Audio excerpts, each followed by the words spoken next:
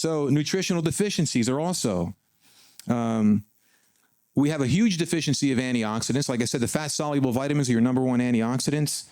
We have huge deficiencies of the essential fatty acids, particularly DHA, EPA, which one of the reasons why I think we have an epidemic and pandemic of autism and ADD in the United States is because kids aren't breastfeeding their moms anymore.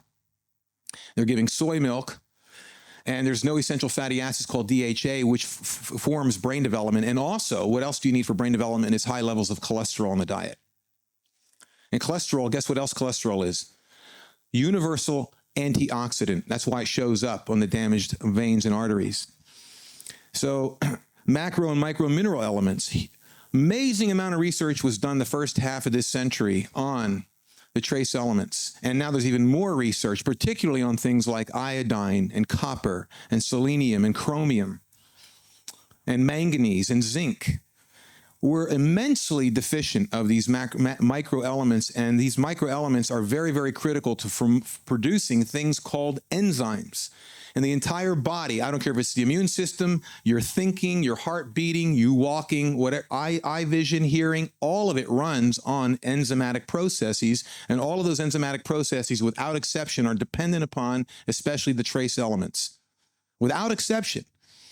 So we have huge deficiencies of that. And then the pigments. Now we're finding out, I'm doing another talk, if the computer works then too, called the food pharmacy. All these compounds they're finding in foods, particularly in the color of the rainbow, the blues, the reds, the oranges, the tans, all these pigments. And guess what, folks? All of those pigments that you find in fruits, that you're supposed to eat vegetables, 5 different kinds of vegetables a day and fruits.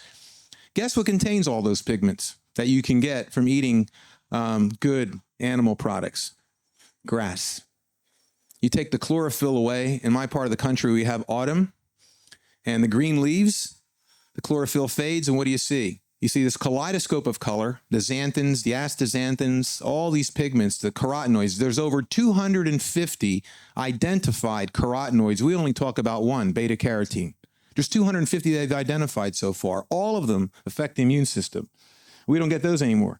Another one's radiation. Here's another thing that causes problems. I think a lot of people are way too crazy about getting a radiation. I don't go for any more radiation. I'm not saying there's not a place for it, but I don't go for CAT scans anymore. I did my share of them. I don't do them anymore. I think high levels of radiation possibly contributed to my problem. That's another story I won't go into, but nuclear reactors, all of them leak. They've done studies in Florida with children's teeth, the baby teeth that fall out, and they've actually analyzed those teeth for cesium and strontium, the radioactive cesium and strontium. All of the kids' teeth within 30 miles of a nuclear power plant in the South were radioactive strontium and cesium.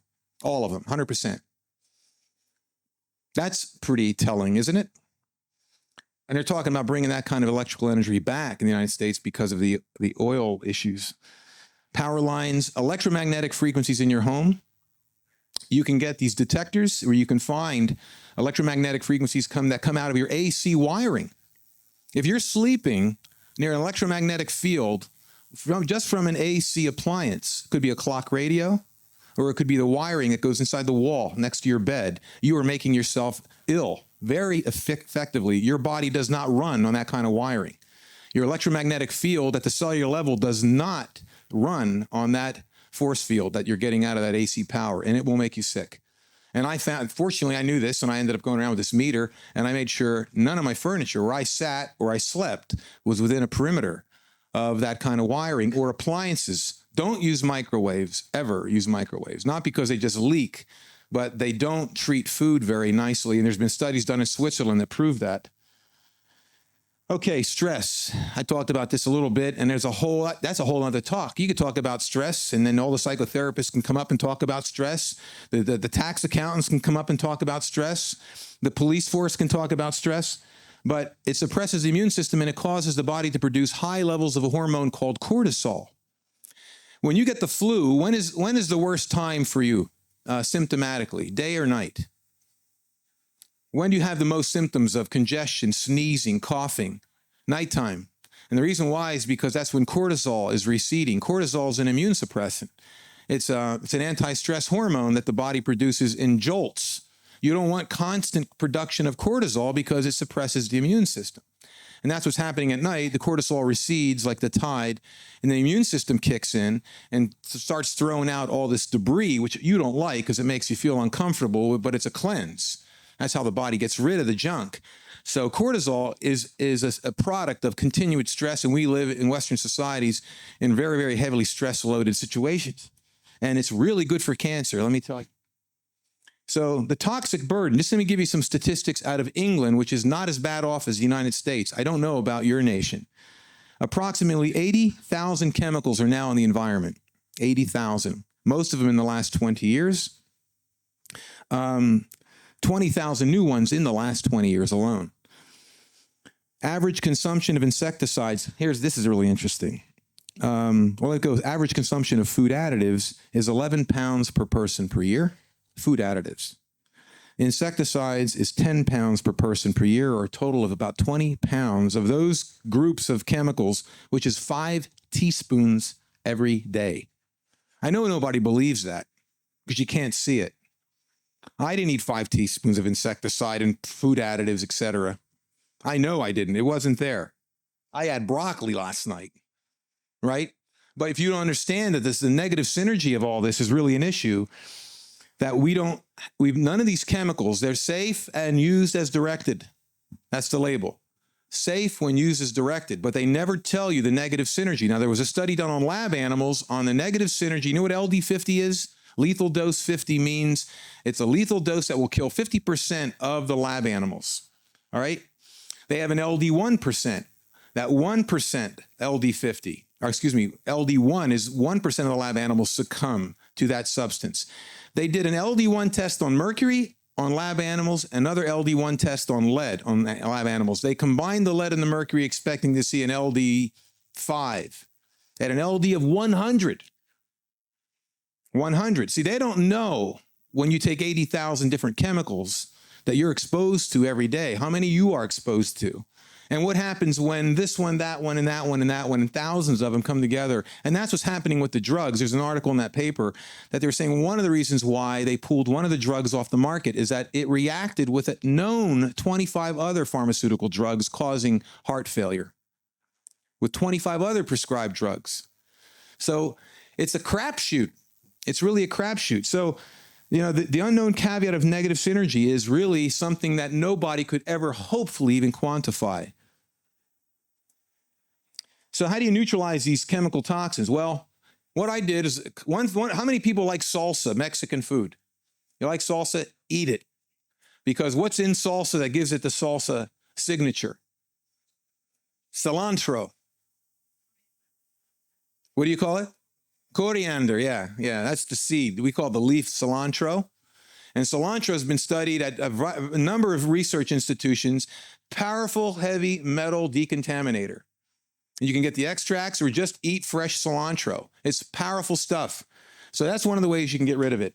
There's a number of other things I won't go into in detail because of time. You can go through EDTA chelation. There's an oral product called DMSA, which is an oral chelating product that you can get through prescription. It'll pull the lead, pull the mercury out. Remember, it takes about 7 years. Lead migrates to the bone.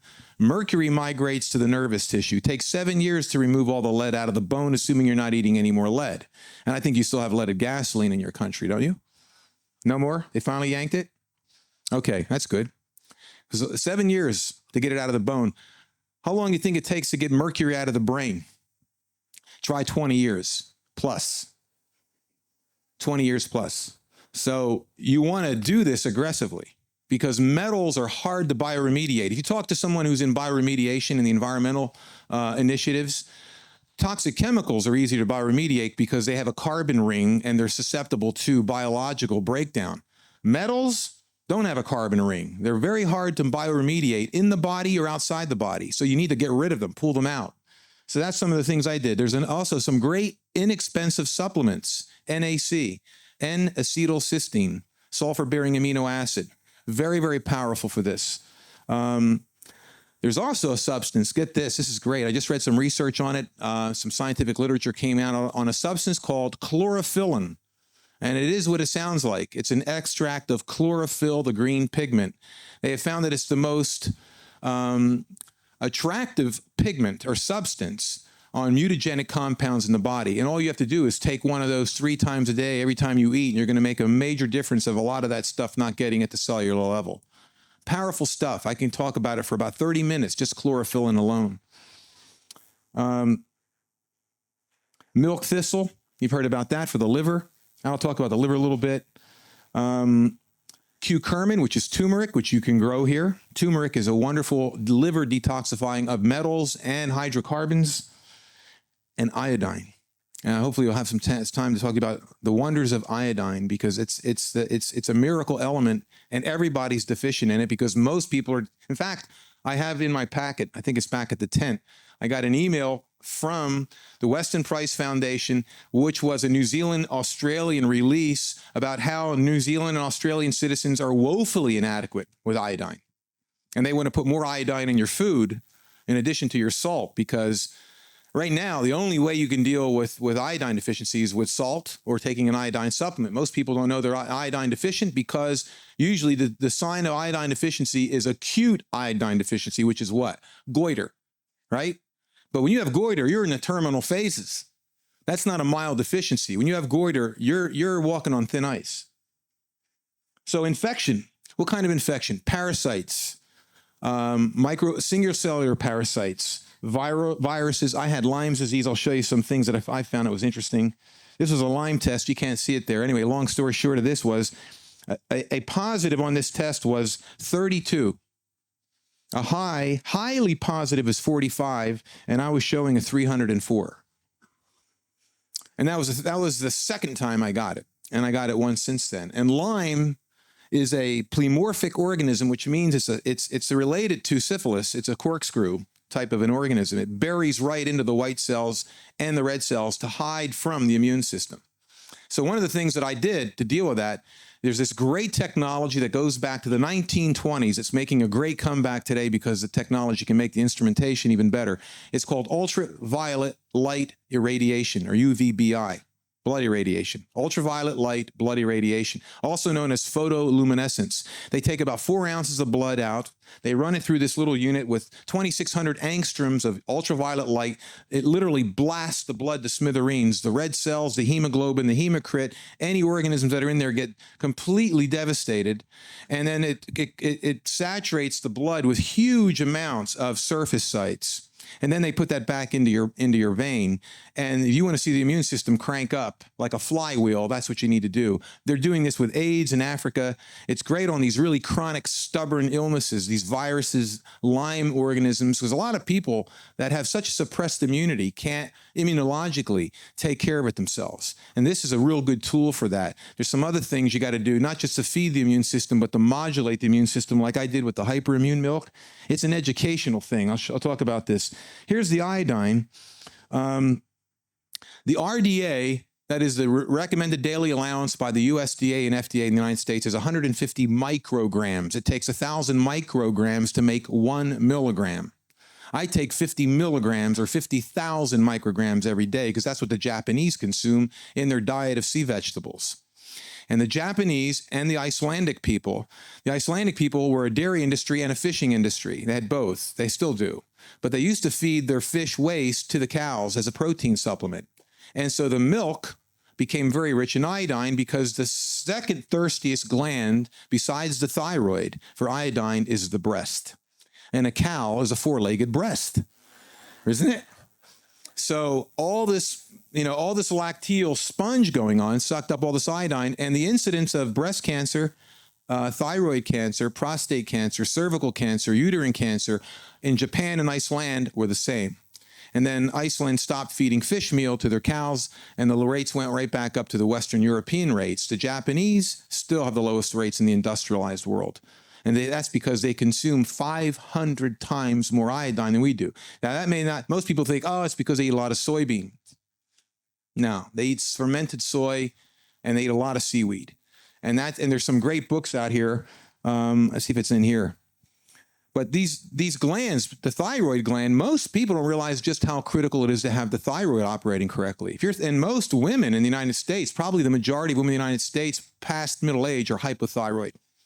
They have underactive thyroid glands, which then affects the whole endocrine cascade of the sex hormones, because the thyroid gland is the master metabolizing gland, isn't it? It's the thermostat of the body. And you can do a basal thermometer test and find out whether or not you are underactive with the thyroid. There's two trace elements very critical for a healthy thyroid. One is iodine. What's the other one? Selenium. And if you have a healthy thyroid, you'll have healthier prostates, you'll have healthier breasts, you'll have healthier uteruses, and ovaries are really rich in iodine, which is why you want to eat eggs from chickens that get iodine, because they concentrate it in the yolk. And iodine is powerful stuff. And it also, there's tests you can do to find out whether you're iodine deficient. The most accurate test is a urine test. They'll actually measure the amount of iodine in the urine. And what will happen is it'll take about 3 to 6 months for that iodine level to escalate. Why I'm really zinging on iodine is because cancer does very poorly in the presence of iodine. And iodine is the #1 germicide to this day in all hospitals. Nothing beats iodine. And the reason why is because it works on a principle called oxidation reduction.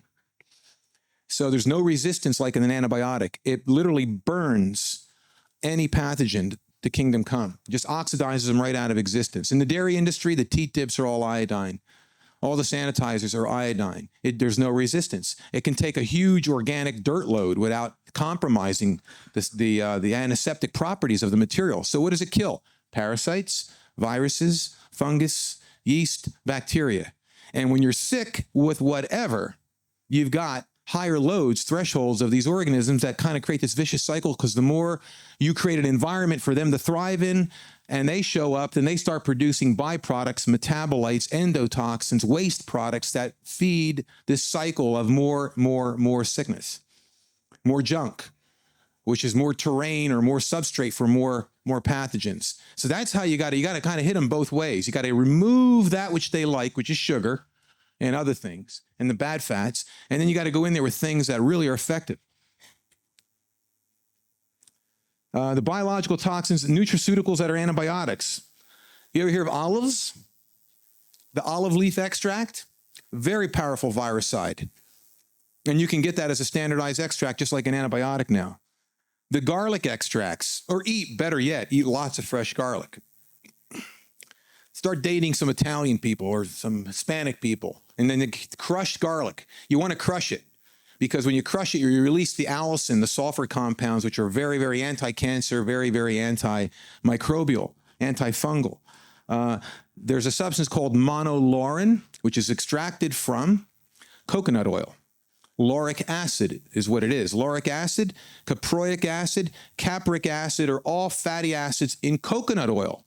And the tropics used to rely almost exclusively on coconut oil for cooking until the West came and said, if you want to be modern, eat vegetable oils like we do. And when they started cooking with vegetable oils, their rates of gastrointestinal diseases started to skyrocket in the Philippines, for example, because they had their own coconut oil, and they turned, and then you heard the bad news about coconut oil. Don't eat coconut oil, and don't eat what else? Palm kernel oil, because it's saturated fat. Yet they contain these fatty acids, caproic acid, lauric acid, and this compound called monolaurin is from lauric acid, which is a fatty acid derivative from coconut oil. And it kills bacteria and viruses quite effectively. They actually make a teat dip now, 3M company. You ever hear of 3M, the Scotch tape people? They're headquartered in Minnesota, 3M. Well, 3M makes a product that's for teat dipping cows made out of lauric acid. It's very effective. So these foods, substances, these extracts are even more effective than the pharmaceutical agents that don't really work at all anymore.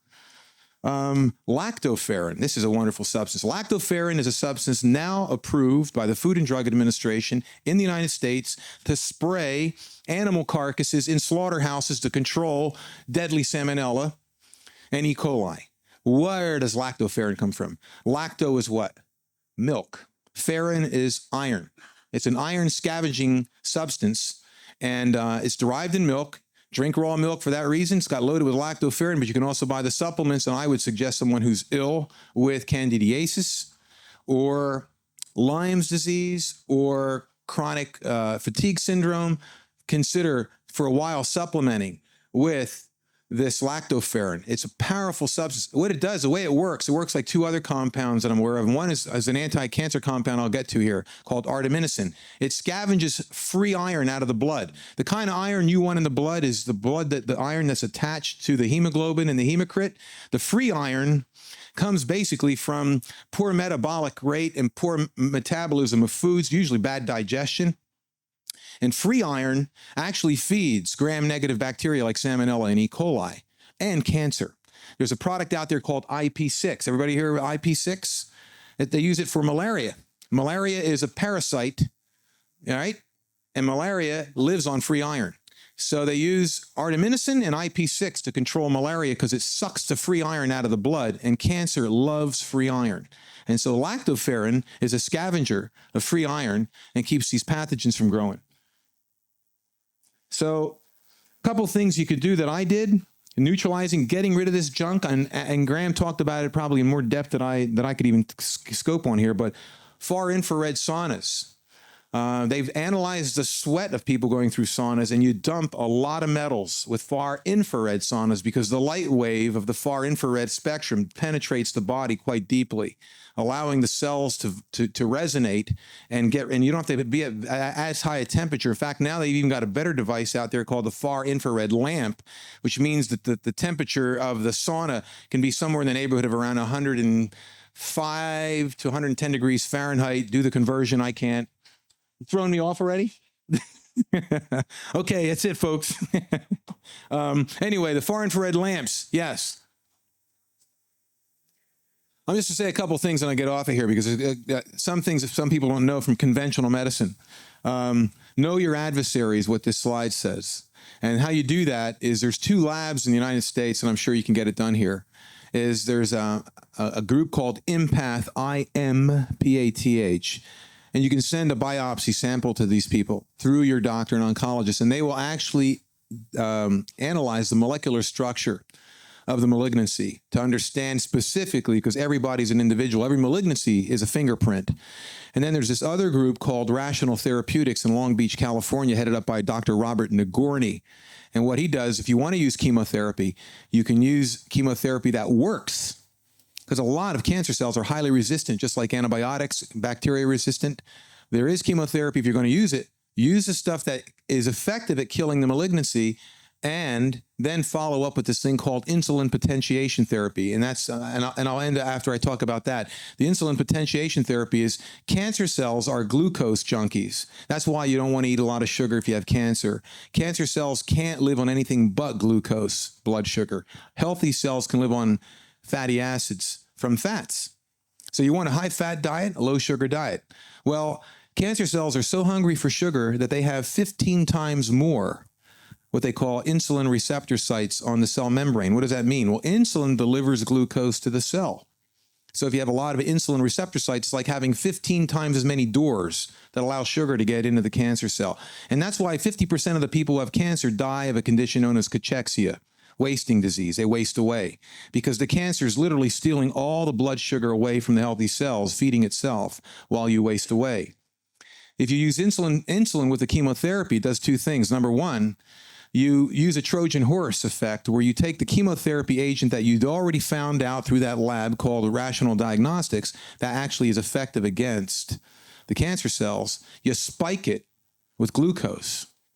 And you hit the body with glucose first because what it does, it causes the cancer cells to go into a division, reproductive stage, and it opens up all those portals to get that glucose in there. And as you get the glucose into the cancer cell, you sneak in the chemotherapy agents at about 10% of the usual dose. 1/10 usual dose gives you a much higher kill. This stuff can all be done by regular oncology wards, and they're not doing it. There are places that are doing it. So, but there's a lot more to talk about. We're out of time. We're going to hear some good music, so stick around. Thanks.